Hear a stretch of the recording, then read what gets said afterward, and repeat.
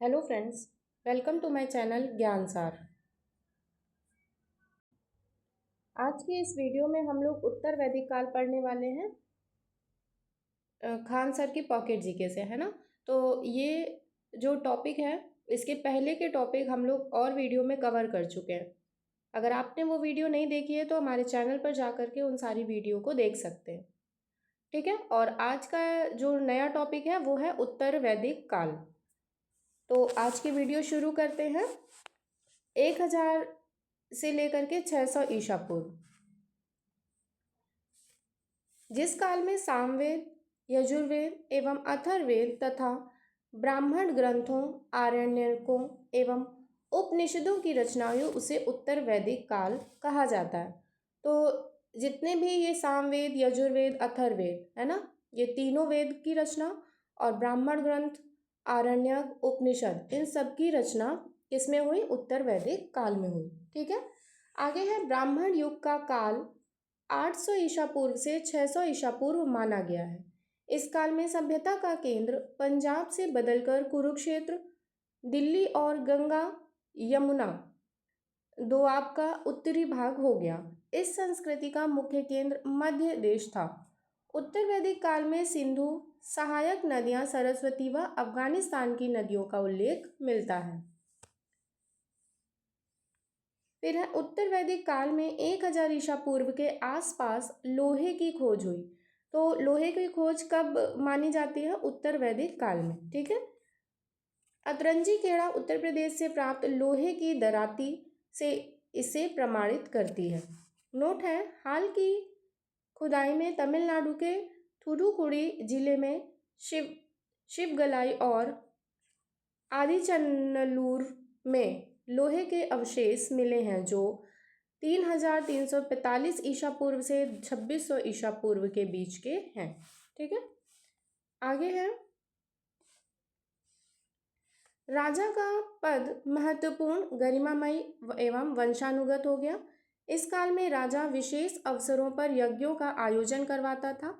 राज्याभिषेक के समय राजसूय यज्ञ, अश्वमेध यज्ञ एक साम्राज्यवादी यज्ञ होता था। यज्ञ एक ऐसी नौका है जिस पर भरोसा नहीं किया जा सकता। यह मुंडकोप उपनिषद से लिया गया है। उत्तर वैदिक काल में सम्राट यानी राजा हल चलाता था। हल को सिरा व हल रेखा को सीता कहा जाता था। ऋग वैदिक काल में निष्क क्या था? एक स्वर्ण आभूषण था जो गले के हार के रूप में पहना जाता था। तो निष्क क्या था? उत्तर वैदिक काल में एक स्वर्ण आभूषण था जो गले में पहना जाता था। यहाँ निष्क एवं गाय द्वारा व्यापार होता था। यह वस्तु विनिमय का प्रयोग करते थे। फिर है, वैदिक काल में धनी व्यक्ति को गोमत, अतिथि को गोहंता या गोहन, पुत्री को दुहिता, मरुस्थल को धन्व, उपजाऊ भूमि को उर्वरा, अनाज को धान्य, पशुचारण योग्य भूमि को खेल्य कहा जाता था, ठीक है। ये सब आपको याद रखना है कि वैदिक काल में धनी व्यक्ति को क्या कहा गया? गोमत, अतिथि को गोहंता, पुत्री को दुहिता, मरुस्थल को धन्व और उपजाऊ भूमि उर्वरा, अनाज को धान्य और पशुचारण योग्य भूमि को खिल्य कहा गया। एवं प्रशासन में भागदूह राजस्व कर जमा कराने वाला अधिकारी था। तो भागदूह कौन था? वो राजस्व कर जमा करने वाला कौन था? अधिकारी था, ठीक है। फिर है, प्राचीन भारत में श्रेणी व्यापारियों एवं शिल्पकारों का संगठन होता था। गोत्र शब्द का अर्थ गोष्ठ है, जिसका सर्वप्रथम प्रयोग ऋग्वेद में हुआ, जो वैदिक ऋषियों के नाम पर रखा जाता था। उत्तर वैदिक काल में इंद्र और अग्नि के स्थान पर प्रजापति, दो जो देवकुल में सृष्टि के निर्माता थे, उनको सर्वोच्च स्थान प्राप्त हो गया। संभवतः इसी काल में दो महाकाव्यों की रचना प्रारंभ हुई। महाभारत, पुराना नाम जय संहिता, व रामायण की, ठीक है। महाभारत विश्व का सबसे बड़ा महाकाव्य है। महाभारत, इसकी रचना वेद व्यास ने की तथा समालोचनात्मक संस्करण श्री B.S. सुत्थांकर के नेतृत्व में तैयार हुआ। वर्तमान में इसमें 1 लाख से अधिक श्लोक हैं। इसकी मूल भाषा संस्कृत थी। मातृभाषा का महाभारत का महत्वपूर्ण उपदेशात्मक अंश भगवत गीता है। यह मूल रूप से संस्कृत में लिखित है। प्राचीन स्थल नैमिषारण्य में 60,000 मुनियों की सभा में संपूर्ण महाभारत कथा का वाचन किया। फिर है चार्ल्स विल्किस ने 1784 से 85 ईस्वी भगवत गीता का अनुवाद अंग्रेजी में किया। ठीक है। नोट है, शांति पर्व का संबंध महाभारत से है। इसमें 365 अध्याय हैं। तो शांति पर्व का संबंध ये किससे है? महाभारत से है ना। और इसमें कितने अध्याय हैं? 365 अध्याय। फिर है रामायण।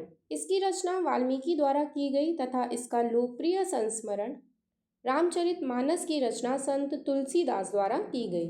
यह 7 कांडों यानी बालकांड, अयोध्या कांड, अरण्य कांड, किष्किंधा कांड, राम हनुमान मिलन किसमें है? किष्किंधा कांड में। ठीक है। सुंदर कांड, लंका कांड, उत्तराकांड में विभक्त है।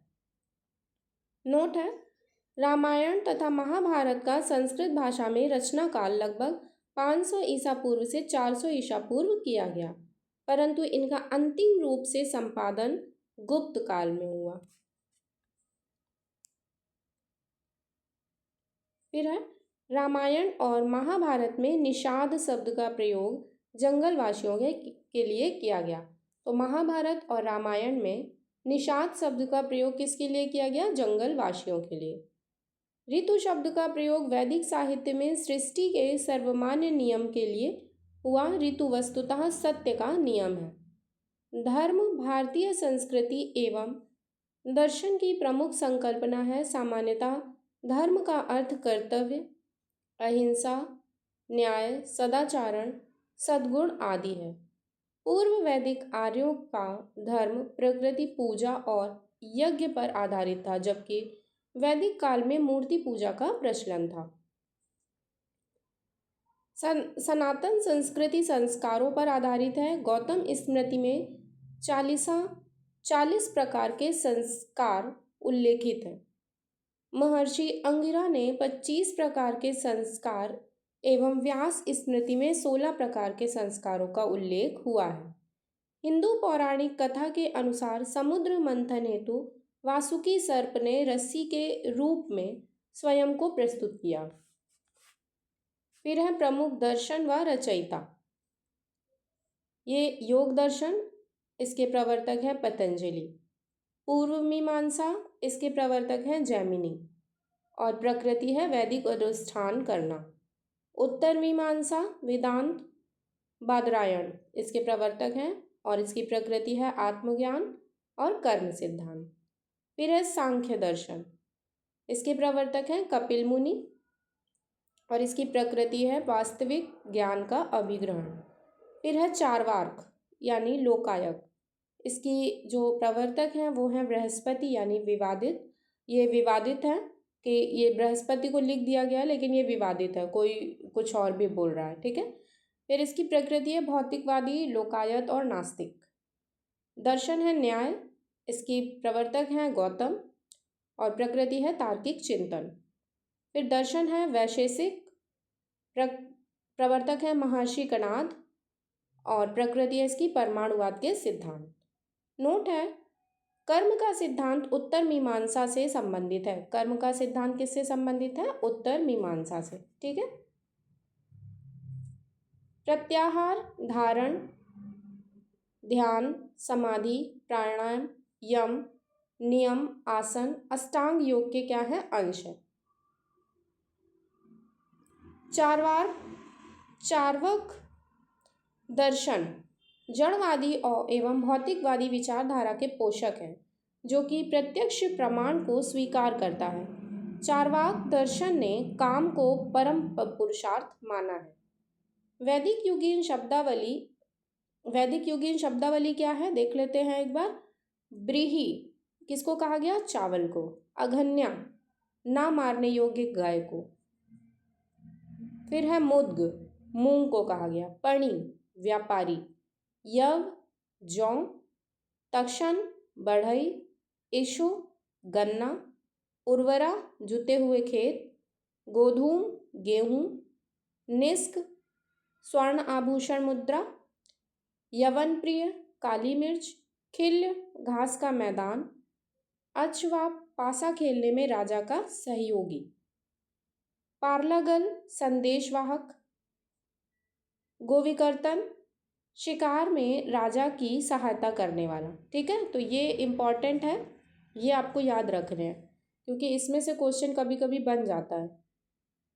तो नेक्स्ट जो वीडियो रहेगा वो रहेगा महाजनपद का उदय। ठीक है, तो ये हो गया हम लोगों का उत्तर वैदिक काल। ऋग वैदिक काल भी हम लोग पढ़ चुके हैं और वो वीडियो हमारे यूट्यूब चैनल पर आप देख सकते हैं।